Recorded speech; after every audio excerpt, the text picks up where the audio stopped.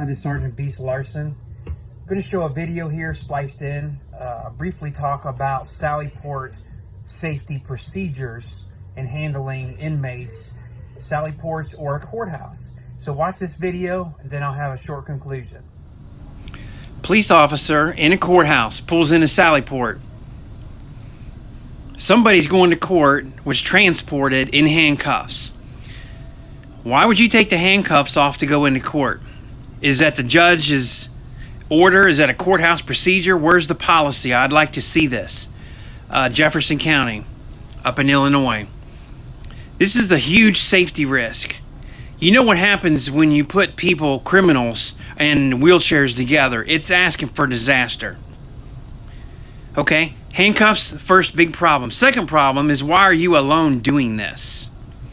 As a defensive tactics instructor, retired police officer, corrections, supervisor, why? Administrator, why are you letting this happen? He's got a gun, he's bent over, there's no officer safety, and exactly what happens? You can expect this to happen. On the ground fighting. Rewind this here again just a minute. Officer safety. You need two people. You're taking him to court for something, two people. Even if it's a one-man escort, before you open that door, cuffs for anything, second officer should be present. But before they're present, what do? Secure firearms. In a Sallyport, you're going to secure firearms. Now, if you're in the courthouse, you need to go in, you need to keep your gun secure. You definitely got to have two people. He should be handcuffed. He should be handcuffed. If it's in the front, it's in the front. If he only has one arm, you handcuff that one arm to the wheelchair railing. It's not just my opinion, it's the opinion of safety. Okay? You've watched this twice. He's just offering this gun. I'm sorry. I'm glad you didn't get hurt, officer. I'm glad his backup, his partner, didn't get hurt. But this is the most unsafe Sallyport video that I've seen. Okay, you watch this video. This is a recent incident. What are your procedures, county folks? As a police officer, we would drive into Sallyport. Correction officers did not come through the door unless we called to request them, depending on the charge or the violent nature, whatever. We would call ahead, they would come out.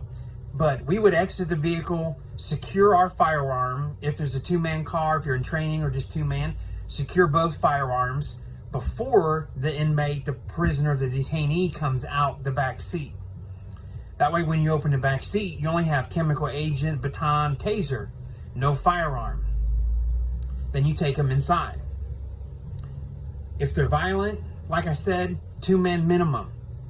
You plan these kind of things. If we went into a courthouse in a Sallyport, we carried our firearm. They arrive in handcuffs. You transport them in handcuffs. So you don't take the handcuffs off to go in court. They've been arrested. They're in custody. They're not free to move around. If you take them in uncuffed as a guest, then they arrived as a guest, a visitor, in your car, your cruiser, you wouldn't be driving them to court in the first place. They'd find their own transportation. Am I right? What are your policies? Post in the comments here. Safety comes first. Keep the handcuffs on. You drive them in cuffs, they stay on till you get inside. Call ahead. I know it's short. I know courthouses are short, but a county courthouse has at least one officer in there for intake.